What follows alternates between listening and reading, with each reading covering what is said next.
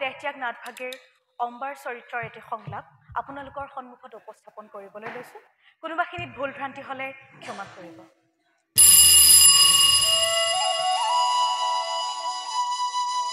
অম্বাময় জ্যেষ্ঠা কন্যা কাহিনীপতি অম্বিকা আৰু অম্বালিকা সহোদৰ ভগ্নী মোৰ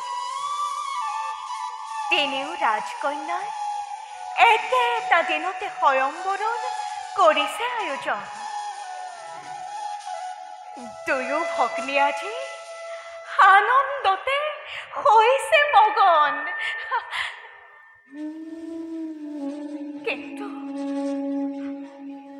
কিন্তু তেনে হ'ব পৰা নাই। মই কল্পনাৰ ৰঙেৰে বোলাই আঁকিছিলো এজনৰ জীৱন্ত মূৰ্তি। হৃদয়ত তেওঁকে কৰিছিলো ধ্যান। কিন্তু কি নিষ্ঠুৰ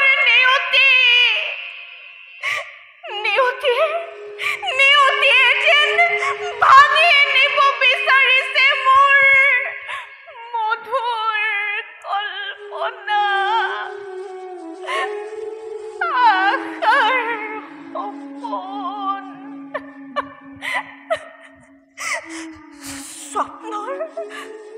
স্বপ্নৰ মাজে মাজে দেখা এক কৃষ্ণ বৰ্ণৰেখীয়ে কৈ গ'ল কানে কানে মোক, মই বোলে অগ্নি কন্যা।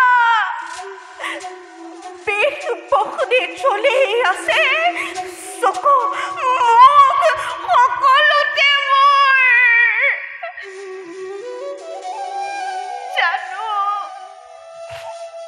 জানো মই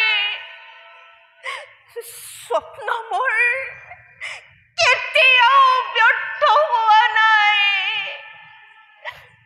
পিতা ক্ষমা কৰিবা কন্যাক তোমাৰ।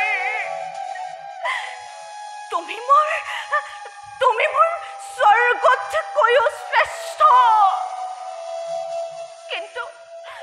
কিন্তু পিতা, যেদিনা মই ঋষিক দেখিলো সপোনে, সেইদিন ধৰি জলাঞ্জলি দিলো মই নাৰীত্ব নিজৰ।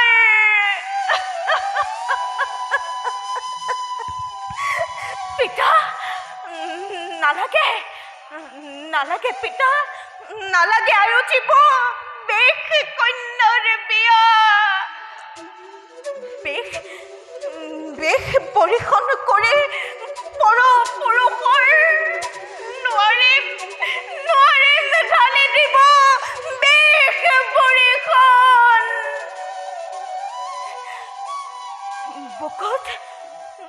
বুকুত মোৰ টপ কৰি জ্বলি থকা একুৰা প্ৰচণ্ড বহনে।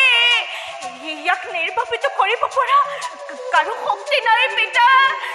নালাগে পিতা, বন্ধ কৰা এই আয়োজন। পিতা,